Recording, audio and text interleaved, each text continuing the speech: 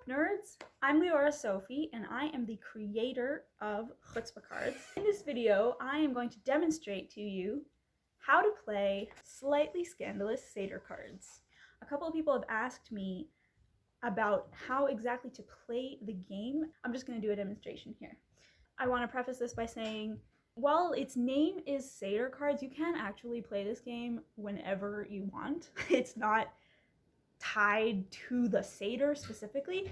It's just most relevant on Seder night or, the day after, because it's packed with references that we see at the Seder and Passover time in general. Okay, first, I'm gonna let my guests introduce themselves. I guess I'm gonna do the introductions instead. Here we have, where is he?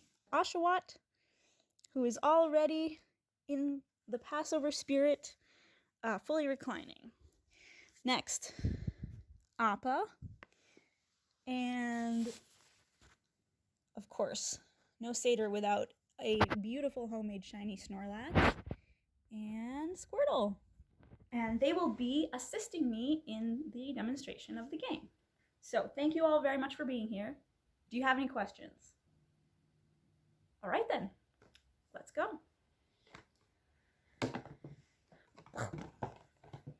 Step 1, we have to open the game. Stare at the box. So here we have the rules and references key. First of all, please don't worry about us gathering without masks. We're all vaccinated. I'm just going to show you the setup of the game.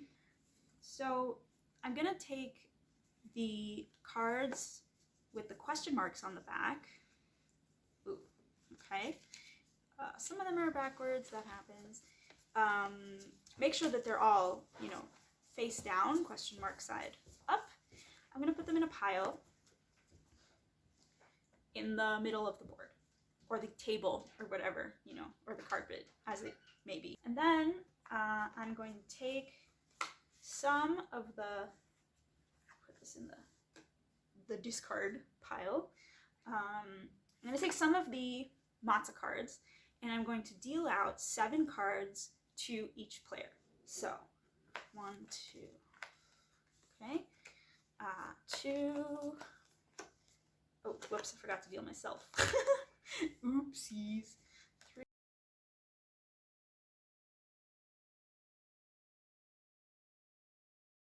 Okay, I'm gonna put the leftovers back into the box.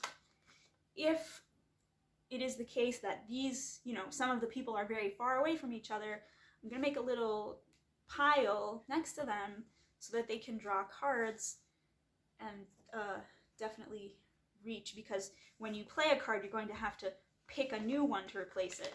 Now, we're ready to play. All the players are going to look at the cards in their hand. Obviously, I'm not going to show you my cards because we're playing. And I'm going to go first as the judge. What that means is it's my turn, okay? Here's what I do on my turn. I pick a question card. My question says, all who are hungry, oh, oops, I automatically filled it in. All who are blank, come and eat.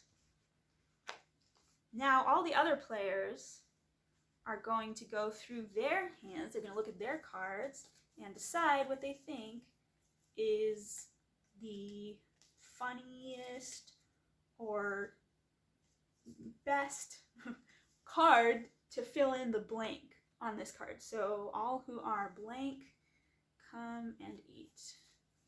Why don't we say this one? I'm going to take let's see what Appa played this, Snorlax gonna play this, and Squirtle played this game. And I'm the judge, so I'm not gonna play a card because I'm not gonna choose my own card. I choose among everyone else's answers. Okay, so my cards are gonna rest here. Now, once I get all the cards, so it's the amount of players minus 1. Okay, so we're 5 players, so I should get 4 cards. I'm gonna mix them up a little so I don't know who's who. And I'm gonna turn them over in a funny and dramatic way and read the answers as they complete the card. All who are blank come and eat. All who are the tears of our ancestors come and eat. What? All who are disrespecting the Egyptian sun god Ra come and eat. All who are autonomy and adult responsibilities. God, you guys really don't get how to play this game. Okay, well, I'm gonna explain it to you. Okay, don't worry, this is just a practice round. All who are doing weird things on purpose so people will ask questions, come and eat. Yes! Who played this card? Okay. Well, I actually don't know who played the card because they're all embodying the child who doesn't know how to ask. So I'm going to say, let's assume for a second that Snorlax here played this answer card, doing weird things on purpose so people will ask questions. I decided that's the funniest answer. All who are doing things on purpose so people will ask questions. That's the funniest answer to the question. So I'm going to pick this card as the winning card. And that means Snorlax won this round. So, as a point, I'm going to give him the question card to keep. Now he has a point. There you go. Good job, Snorlax. Okay. These used cards I'm going to put in a discard pile. When you play a card, you're going to have to pick a new one to replace it. And now, Oshawott is going to be the judge for the next question. Pick a card. Okay. Please read the card for us. You want me to do it? Come on, man. Okay, fine. You think slavery was bad? Wait until you try blank. Okay. Now, all of us, except for Oshawott, are going to give an answer to the card. So, let me see. You think slavery was bad? Wait until you try. Here we go. This is going to be my answer.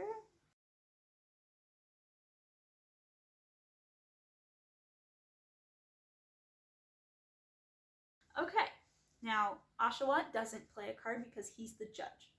So, Oshawott is going to take these answers, shuffle them a bit so he doesn't know who played which card, and now he's going to read the answers and pick which one is the funniest. Okay, so I'm going to reread the question card. You think slavery was bad? Wait until you try Full Hollow. You think slavery was bad? Wait until you try Wandering in the Desert for 40 years. You think slavery was bad? Wait till you try My Drunk Uncle. Okay. You think slavery was bad? Wait until you try Playing a Weird Game at the Seder. Now, he's the judge, so he's gonna look at these answers and decide which one he thinks is the funniest or the best answer. And Oshawott is very firm, so he's gonna go with Full Hollow, even though I personally think Wandering in the Desert for 40 years won that round. But Oshawott picked Full Hollow, and it so happens that I played that card. So I am going to get this card as a point. Okay. And then we're going to put these in the discard. Okay. Good job. Now, we just keep on going like that. Okay, so now Appa's the judge. So Appa reads the card. The wicked child asks, what is the meaning of all this worship to you? But they're really asking about blank. And everyone except for Appa is going to put in an answer card, and then he's going to choose the answer, and whoever played the best card, the winning card, gets the card as a point. We're going to keep doing that, but we're going to keep doing a bunch of rounds, and the judge just keeps going around in a circle so that it's Appa's turn, and then it's Snorlax's turn, and then it's Squirrel's turn, and then it's my turn again.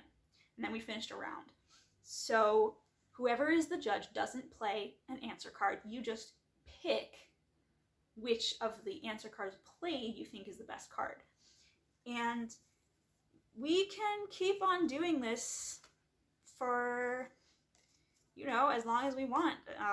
Basically until we run out of cards, but honestly, that's gonna take a while because there's a lot of them. Whoever has the most cards at the end of the game, which in this case is clearly Snorlax, and I only have 2 because I'm terrible at this game. I'm great at writing the game. I'm not actually that good at playing it. But, okay, so we're going to take everyone's, these are all everyone's points. We're going to see, we're going to count them. 1, 2, 3, 4, 5. Ashwat has 5. Appa has 2. Squirtle, you only won 1? Okay, well, that's okay. The point of the game isn't to win. The point is to have fun. And how many does Snorlax? 1, 2, 3, 4, 5, 6, 7, 8. Nice job, Snorlax. So, Snorlax is the winner! Yay! And now the game is over because it's 4 o'clock in the morning and we want to go to sleep, right? Right. So that's how you play. What's this here for? Let's say I had a card in my hand that I didn't understand. For example, like this card. I have this card here that says, doing anything to avoid fasting. And I'm like, okay, sounds weird, but I'm not sure how that's related to Passover. Like, we don't fast on Passover, right? Do we? I mean, no, like, I know Yom Kippur and Tisha B'Av are fast days, but like Passover is not a fast day. We have a giant meal, you know, that lasts 4 hours. Okay, so here's what I'm gonna do. Either I'm gonna ask my people at the table, hey, does anybody know what this card means? Doing anything to avoid fasting? Anybody? And if they're not very helpful, I also have the option of looking it up in the reference key. So I'm going to pick up this piece of paper, I'm going to unfold it. What's the first letter? Doing. Okay, so that's the letter D. These are alphabetically ordered, so I'm going to look for dipping, sewing, doing all this again tomorrow. And here we go. Doing anything to avoid fasting. Having a siyum, a celebration, on Passover Eve to avoid the fast of the firstborn. And sometimes the references will even just point you towards a Bible source. Okay, here, so like I've got this card, a magical well, and I'm not sure what a magical well has to do with Passover either. So I'm gonna look this up. It's under the letter A because so a magical well, and the reference key now has the explanation in the reference key just says Numbers 21, 2. So what I have to do now is I have to get up and get my Numbers Chumash and actually look up Numbers chapter 20 verses 1 and 2. And in that location, when I read that text, I'm going to find the reference to the magical well. And then I'll know how it's related, which might be just that they were wandering in the desert, but that happens. So that's our game. There are 256 matzah cards, answer cards, and 44 questions, which take a while to get through, trust me. If you are playing with more than 8 people, I would recommend doing it in pairs, because too many answers to one question starts to get a bit tiresome. So up to about 8 is a good number, but once you get like 10, 11, 12, 13 different cards and you're reading it out, it just takes a really long time and you run out of cards really quickly. So if you pair up, not only can you conspire with someone to play the funniest card, but the questions and answers will be more satisfying, funnier, and you will not run out of cards as quickly. One last thing, the game does say kasher lePesach, kosher for Passover, on the box. However, I do urge you not to eat these. They are not made of real matzah. They are in fact made of paper.